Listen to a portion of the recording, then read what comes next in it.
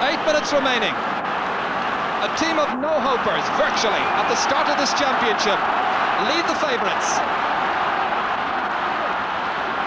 Michael Coleman, anxious to respond now quickly. Played inside towards Noel Lane. Missed, however. Picked up by Noel Lane. Dispatched outside to Ian Ryan, looking for a goal. Blocked down. Sean O'Gorman was the one who got in the way, and Sean O'Gorman is the one who makes the clearance. A pulsating All-Ireland final it is. Dermot Fahy. Beautiful hand pass inside by Tomás Mulcahy to Kevin Hennessy. The referee allows an advantage. Hennessy still going through. Inside towards John Fitzgibbon, a goal scorer just a moment to go. There's another one!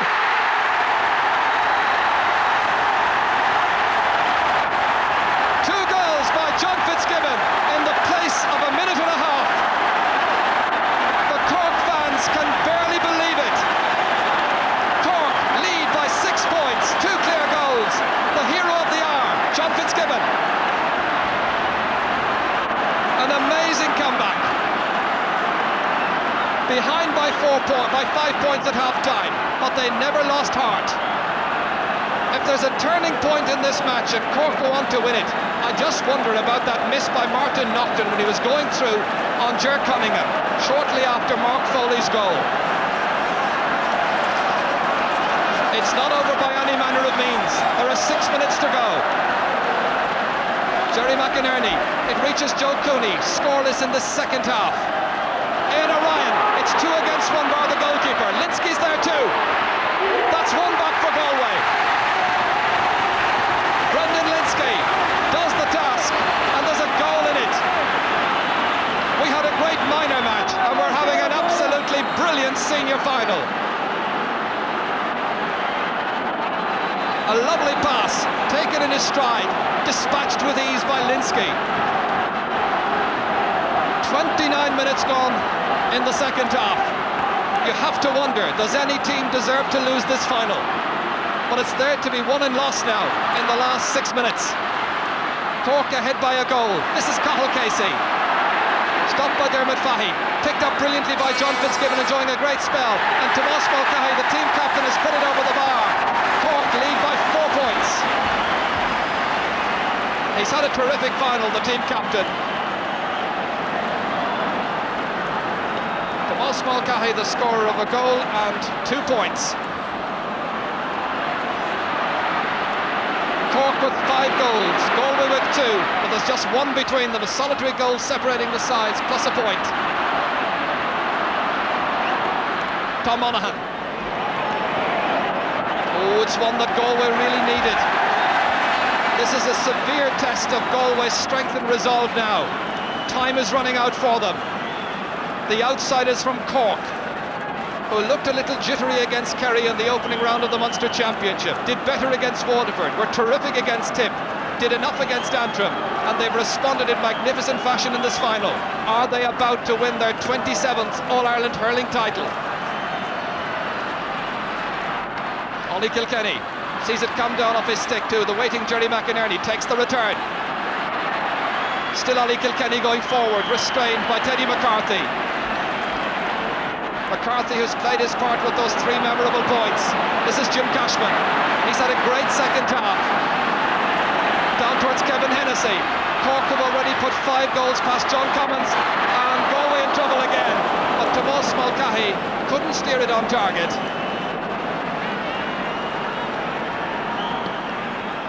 The goals coming from Kevin Hennessy, 2 for John Fitzgibbon, 1 for Mark Foley and 1 for Tomás Mulcahy. That's David Quirk. Cork fans will be pleased to see his inclusion because he played well in an unfamiliar position for him during the Munster Championship at right half forward, but back now at his best position of left half back. The Cork switches have worked certainly in this game. Leading by 4 points, remember now. There are 3 minutes to go. David Quirk will take the free on his own 65-metre line. Cork has certainly made the most of their chances.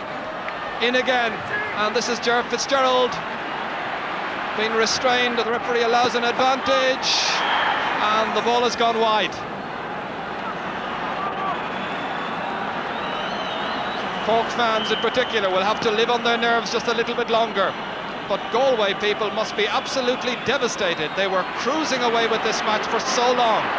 But Cork's heart and commitment was not to be denied. Now, can Galway get themselves back in the match? That's one back for Martin Naughton. There's a goal in the match. 4 points now for Martin Naughton. A good contribution.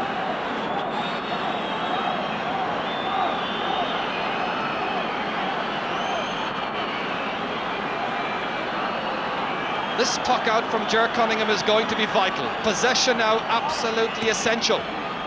Galway have to get possession here and set up an attack of their own if they're to stay in this match. John Fitzgibbon. It runs on to Tony O'Sullivan.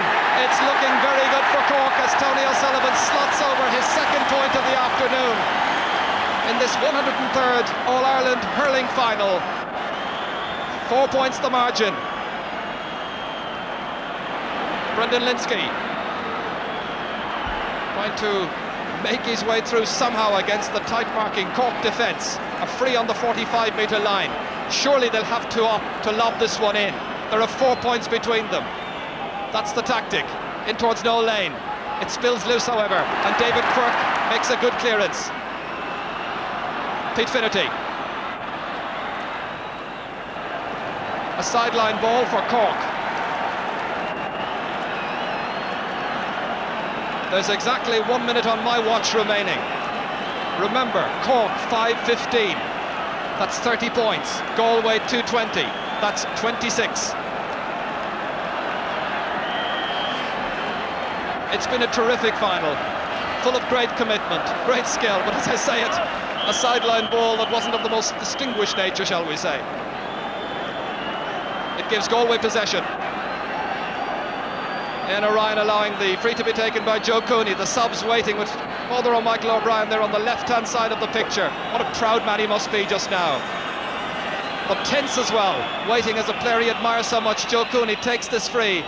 Joe content to see that one come off the top of the crossbar and over the bar. A point for him in the second half, but it's been a disappointing half really. 1-7 his tally in all. But is he to finish on the losing side? There's still time for Galway, if they're good enough. Just a few seconds to go. The referee has a check on the watch. He's called time. Cork are the All-Ireland champions. A delighted Mark Foley, a delighted Tomas Mulcahy. The McCarthy Cup is on its way back to Leeside once again. The first part of a possible double has been achieved by an amazing display of heart, commitment, skill, and they win in the end by a goal, 5-15 to 2 goals and 21 points. What an All-Ireland final.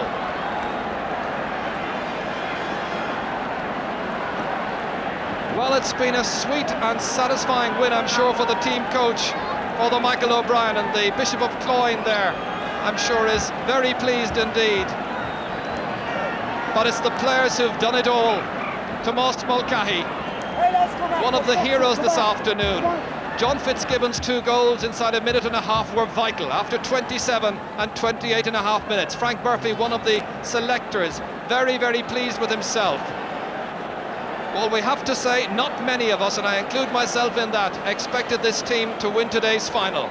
But they certainly have answered their critics. They've come back in devastating fashion. And that was as good an All-Ireland win as I've seen. Cork's 27th All-Ireland win. We were telling you before this match that Father Michael O'Brien has a gluaisdán which reads 90C27. As somebody said to me last night, if we win this All-Ireland, Father O'Brien had better get a new car for next year. Teddy, weary, delighted, elated I'm sure as well. And perhaps back in 2 weeks with the footballers. He's set to rejoin that squad very shortly. 3 points his contribution. Ger Fitzgerald facing the music, an interview we'll have maybe on the Sunday game tonight, talking to Jim Carney. But really, it was a victory achieved against the odds. I'd go so far as to say it was one of the most remarkable of Cork's 27 wins. A triumph for all concerned, a coach with a list of achievements as long as one's arm. The patience and the judgment of the selectors, Liam O'Tuama, Frank Murphy, Dennis Hurley, associated with many great sides, Bishop Buckley there, auxiliary Bishop of Cork, a hurling man and a please man, I'm sure, and Martin Coleman, the goalkeeper in the 70s, a selector as well, along with their genial trainer Gerald McCarthy. The message to be taken, I think, from this final seems never underestimate Cork in September in Croker. Down in the dumps last year, but scaling the peaks in 1990. And now the Corkonians must begin to wonder whether that double of hurling and football is on once more. It was last achieved by Cork in 1890. That's a final we're also looking forward to, a final you'll be able to share with us live in 2 weeks' time. Cork v Meath. That should be another great game. This has certainly been a great one. Tomás Mulcahy, who got that goal 9 minutes into the second half. To add to the point, he contributed as well. A Glen Rovers man. Won a county title in Cork last year. And now in the happy position of going up to receive the Liam McCarthy Cup, named after another Cork man. But you have to wonder about Galway. They must be absolutely shell-shocked and shattered. They look to have that final one. They were playing so well for so much of the game, but they missed an awful lot of chances. Cork did their homework well, did some necessary running repairs to the team along the way. Ger Cunningham here certainly had another great game by his standards. Watch us now as the cup is about to be presented by GAA President John Dowling.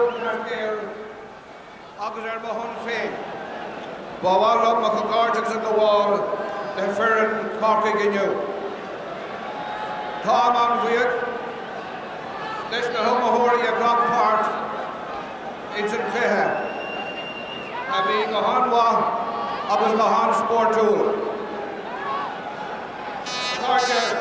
It is my great pleasure to congratulate Cork on winning the All-Ireland title here today. I think that all of you will agree with me that this has been one of the greatest occasions ever in our park here. I would like and sincerely congratulate Cork. It was marvellous hurling, marvellous sportsmanship, and I feel that both teams, Cork and Galway, really deserve a tremendous round of applause here today.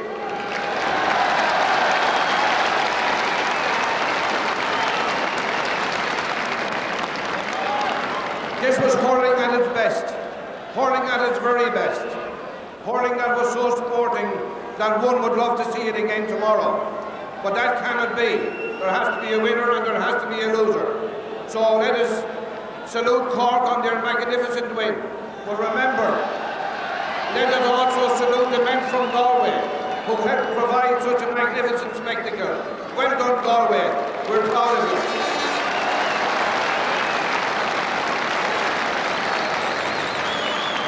Our games necessarily mean officials, and I want to say thanks to the referee, the umpires, the linesmen for a marvellous job of work. Also to all who helped to make this occasion possible. So, Arish, Bogarjan is Corning, Aguzanish, and Corin Ertomos. It's a very proud moment indeed for Tomás Mulcahy, captain of Cork. The cup goes back to Leeside for the first time in 4 years. Galway has yet to beat Cork in a final.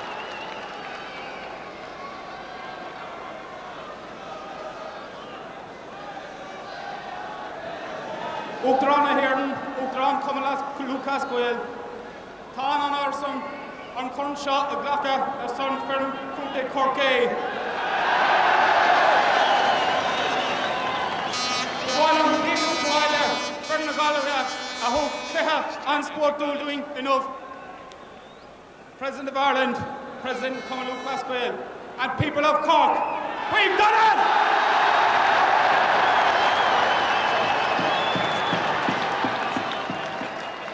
I'd like to thank a few people on behalf of the team, because since last October, we're on the road to bringing back the McCarthy Cup to Cork, and we've achieved it.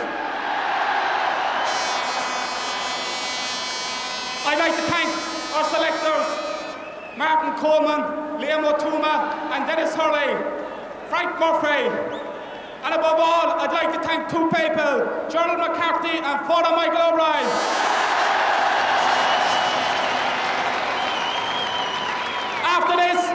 I'd be canonised as Saint Father Michael. I'd like to pay tribute to a gallant Galway team. They've had a bit of luck in finals, but we came up here today with one thing in mind, and that was to win. So I'd like to have 3 cheers for Galway. Hip hip! Hip hip! Hip hip! And to the people of Cork, I'd like to thank you for your support in and out. And don't worry, we'll be back here again in a fortnight's time to complete the double.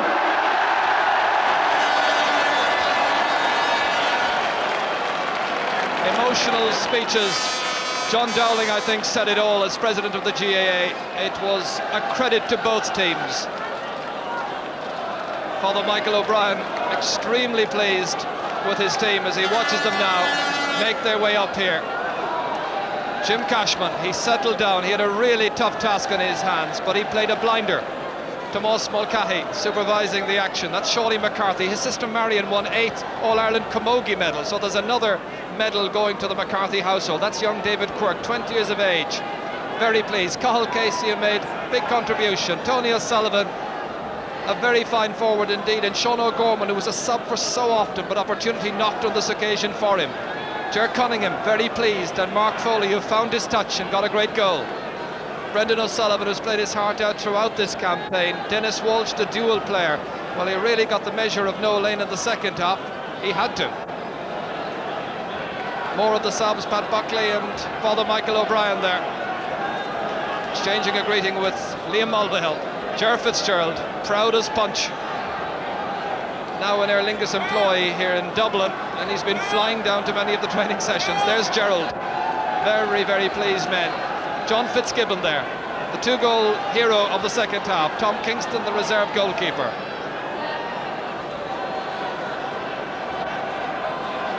Well, we hope that all of you across in Britain have enjoyed it. We hope you've enjoyed a memorable All-Ireland final. Cork are the champions. From all of us in Croke Park, good afternoon to you.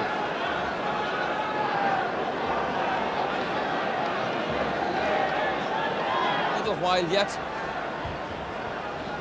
While here in Croke Park we stay with this All-Ireland final for just a little bit longer. Perhaps Cork are facing one of their toughest battles of the afternoon now, that battle to get down off the Hogan stand, round the back of the stand and into the dressing room. I have beside me one very pleased Donald O'Grady, I can assure you, and Bobby Ryan, and we all of us enjoyed this match. Donald O'Grady, what a comeback by Cork. The minors showed the way in the first game, and maybe the seniors took the inspiration from that. That's true, Michael. A terrific comeback, but it must be said also that it was a fantastic game all through. Hurling was of the highest quality, very fast, very skillful. But the thing about it was that, looking at the second half, as I said at half-time, Cork were only 5 points down. Galway looked to be on top in all departments, and suddenly it all changed. But whatever it is about this Galway team, they have a tendency sometimes to kind of self-destruct, and I think that they missed at least a goal and 3 or 4 points in the first 10 minutes, which was crucial.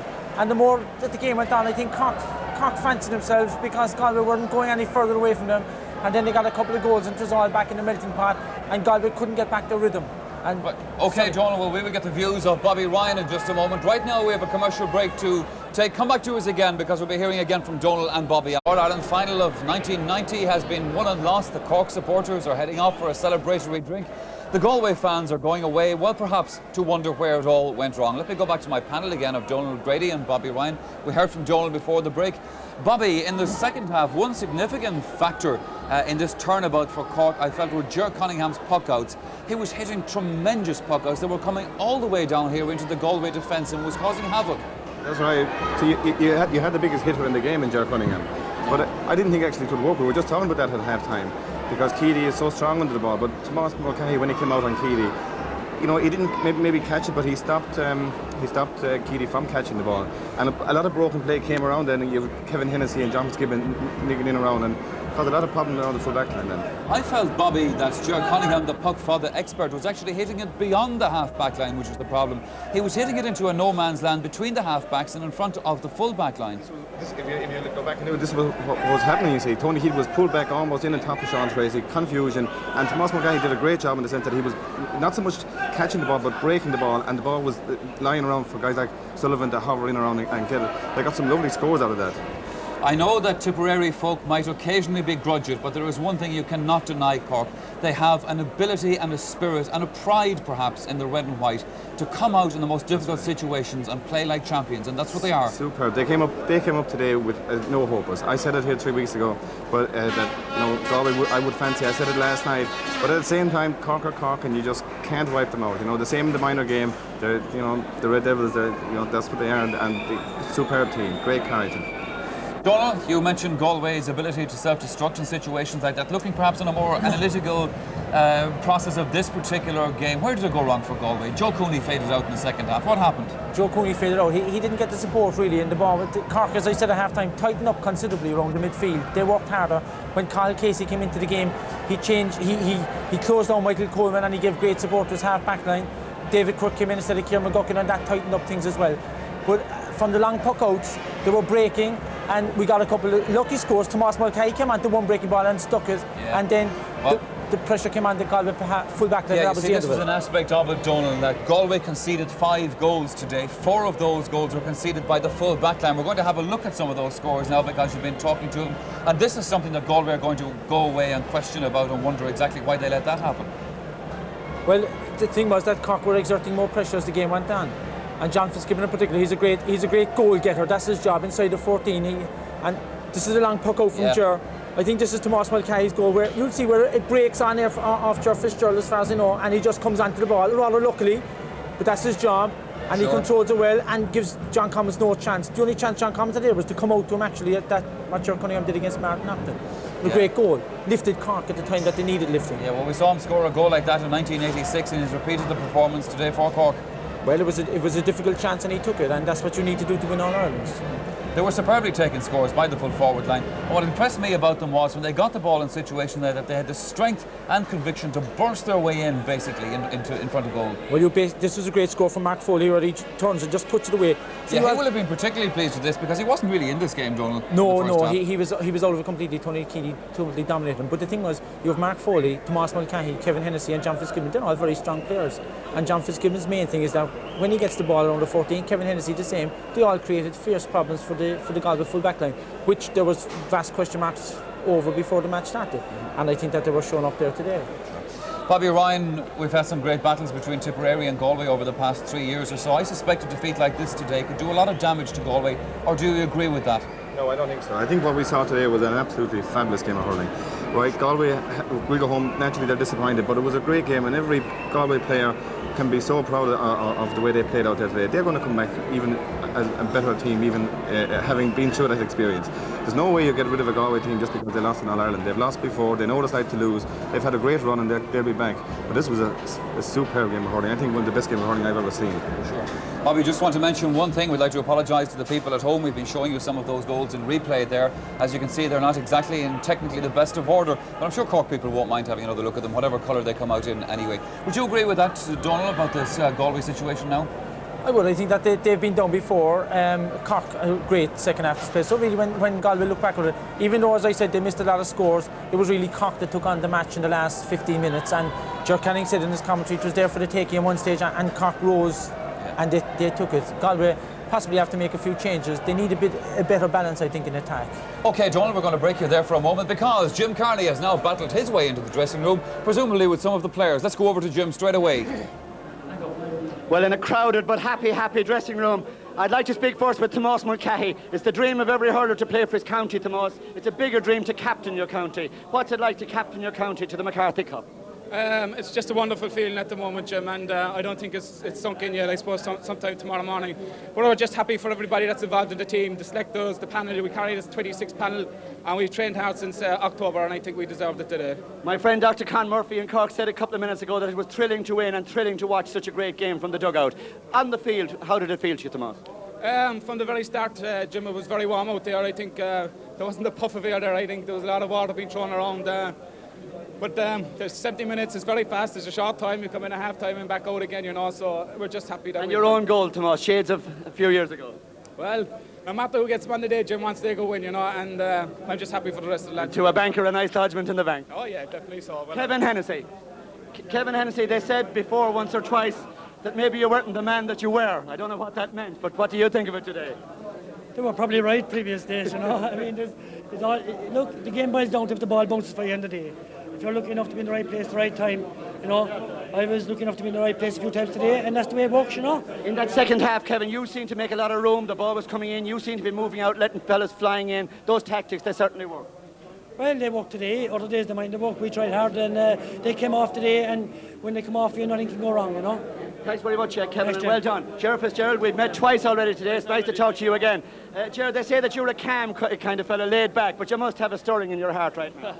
I'm fairly fast now, all right. It was beaten fast about 10 minutes ago when they were coming at us, but we held on, thanks be to God, and we won in the end. And a real tough, hard game for you, Gerald, out there in the wing. Very hard, yeah, very hard. A lot of running, but I'm wrecked now, but we have a few points tonight and we'll relax, we'll get over it. Good, well done, Gerald, yeah. Well, Sean O'Gorman, everybody around Cork Park is raving about your performance this afternoon. It's been said that you had a few disappointments in the past, but tell us about that first before you tell us about today. Today, I don't believe in any disappointment after today. Yeah, today makes up for everything. It's been a long haul for you, Sean, but the game went so well for you today. How did you read it yourself? It mightn't be fair to ask you. Yeah, when you're on the side, you don't notice how other fellas are playing, how you're playing yourself. You just concentrate on the ball. And I thought we were after blowing it there, after missing two great chances just after half time. And I thought our chance was gone, really, honestly I did. But there's great spirit. Father Brian and Joel here has tremendous spirit on this side, and there was no give up. We kept playing away all the time. I think we never gave up, and that was what won it for us for the finishing. As a player, Sean, did you feel, as everybody did around the ground, that it was played at a very fast pace? It was fantastic. It was draining out. It was really sapping. It's the greatest game I ever played in, without a doubt, you know. The job has been done now, John. I'm sure you're looking forward to the homecoming. We'll get over next year. Well, I'd say Sean O'Gorman will get one hell of a welcome in Cork. Well done, Sean, and many congratulations. Gerard Cunningham, nice to see you again, Gerard. We've met in winners' dressing rooms before, and maybe once or twice in a losers' dressing room. How is the feeling still, Gerard, after all these years? Jim, the feeling gets better and better. I think you can never get enough of these things, you know. Winning an All-Ireland must be one of the best things, or one of the best feelings anybody could get. Fantastic feeling. They say sometimes, Gerard, in all sports, that goalies have to be a bit mad, but I'd say right now you're mad with happiness. It was fantastic. I think it was a great team performance, you know. The lads outside deserve great credit. I'm glad for everyone, for the team, backroom staff, for the supporters. They wrote us off again today like tourists. I think we proved the point today. Well done, Gerald. Thanks, Jim. Well, Gerald McCarthy, I'm delighted to see you, Gerald, a great friend of mine down through the years. I was a wonderful admirer of yours as a player, and it's exciting to see you back here as a mentor now. Gerald, it was a little difficult for you today, Gerald, because you probably longed to be out there yourself. Well, I don't know about that, Jim, really. The pace of that game today was really tremendous. I think, quite honestly, all lads deserve great credit. To come 7 points down in an All-Ireland final, when you went into it as underdogs in the first place to begin with. It's a fantastic effort on behalf of the lads. But while we were a little worried before half-time, we always felt that the lads did have that capacity to come back, and they proved it in the second half. There's nothing wrong with Cork hurling, and I hope the people who wrote us off throughout the year will have another look at Cork hurling and see it's not too bad. As your minors, a sensational comeback in the minor game, so Gerald, I'd say you have no fears about the future of the old game down there. No, it was a tremendous day for Cork hurling, really. Well, now tell us a little about this man who's beside you, Father O'Brien. This man, it is rumoured, might have to go to Rome to have the whole thing ratified out there. And you'll go with me, it's my chauffeur. Well done, Gerald. They do say that there's a chance of him being canonised, but there's certainly no chance of me, I think. Well done, Gerald. Many congratulations, yes. Father Michael O'Brien, in many ways, this is the Players' Day, but in some ways, too, it's Father O'Brien's Day. Everybody in Cork has waited for you to be up here with the McCarthy Cup winning team, because you pretty much won everything else with them. Well, Jim, you know, it takes a team effort, and I said a few raw things at half-time to them. We were playing with a 10-man team up to half-time, but that's some of the lads didn't seem to realise we were not out in final, but I think they got the hang of it at half-time. And they went out there and they huddled, like I told them, I said 35 minutes left after 12 months, hard slog, and ye did it, ye deserve it, get out there and win it.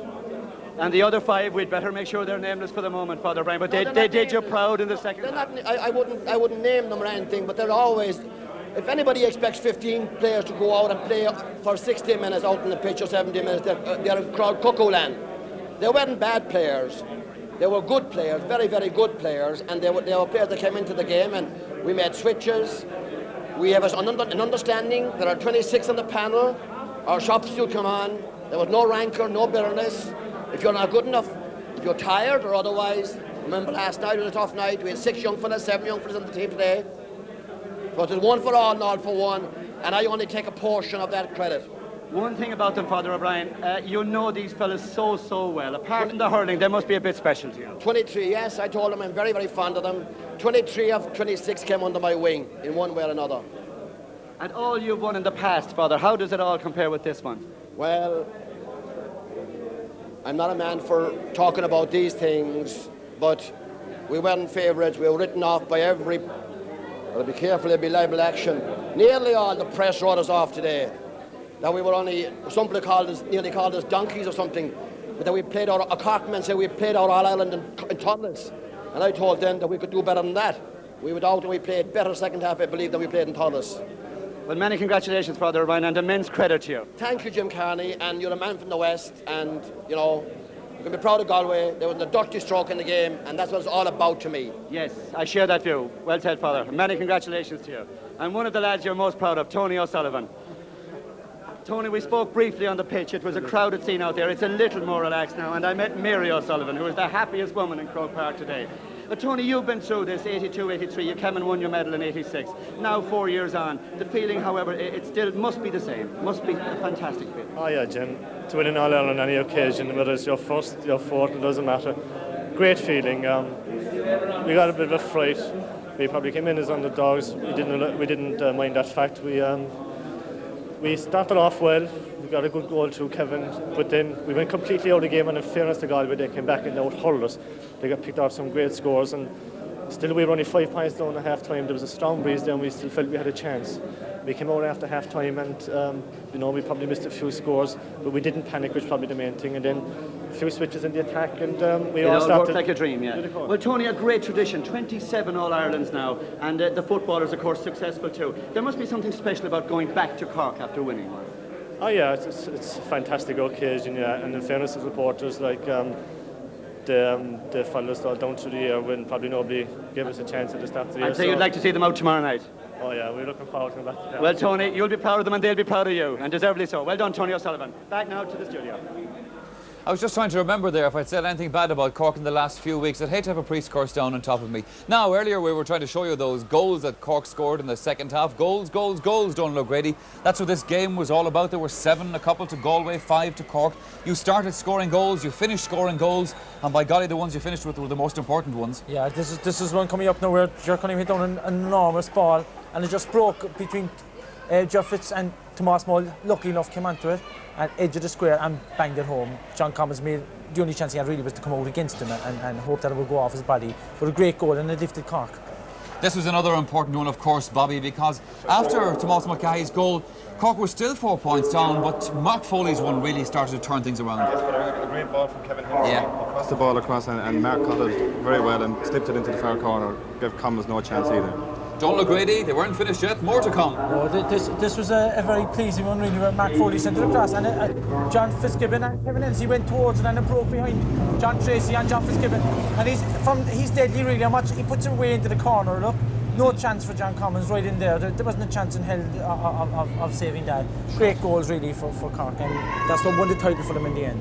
Well, Bobby Ryan, there was still more to come from Cork, but really at this stage, the writing was on the wall for Galway. Cork were in full flight.